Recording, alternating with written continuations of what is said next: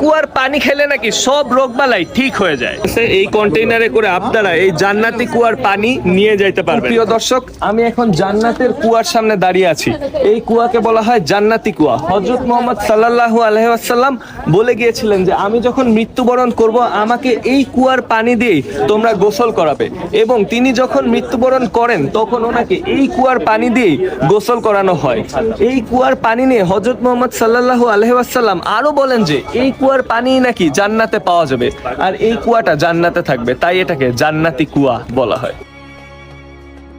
কুয়া জিয়ারতের সময় আপনারা যেগুলা করতে পারবেন না, এখানে সবকিছু নিষেধ করা আছে। যেরকম কোনো ধরনের খাবার দাবার নিয়ে আসতে পারবেন না, পানির বোতল আনতে পারবেন না, কোনো শর্ট স্কার্ট বা শর্ট প্যান্ট করতে পারবেন না। হ্যাঁ, দুই ধরনের স্ট্রাকচার আছে। একটা নিউ স্ট্রাকচার যেটা অটোমান এম্পায়ার করে গেছিল, যেটা আপনি কালো রঙের দেখতে পাচ্ছেন, আর এই যে সাদা রঙের মাটি দিয়ে করা যেগুলো, এগুলো কিন্তু একদম অরিজিনাল স্ট্রাকচার, সেই হাজার হাজার বছর পুরানো স্ট্রাকচার। দেখেন এই যে সেই অরিজিনাল স্ট্রাকচার। কুয়াটার আর্কিটেকচার কিন্তু সেই হাজার হাজার বছর পুরানো আর্কিটেকচারই ধরে রেখেছে। দেখেন আপনারা ওই সময়কারও এই টাইপের আর্কিটেকচার ছিল মদিনাতে।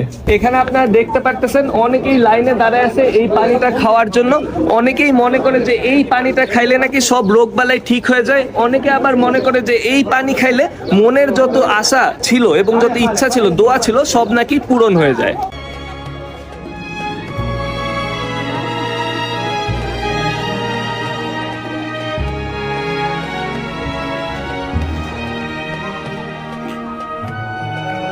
তো আমি এখন সেই পানি দিয়ে মুখ ধুয়ে ফেলছি। এখন পানিটা খাইতে পারবো না, যেহেতু আমি রোজা রাখছি। তো পানিটা এখন নিয়ে যাব, এখন এটা ভরে নিয়ে যাই, যেহেতু আমি এটা খাইতে পারবো না। তো এই ছিল আজকের ভিডিও। নেক্সট ভিডিও আপনারা কি নিয়ে জানতে চান জানিয়ে দিন আমাকে কমেন্ট সেকশনে।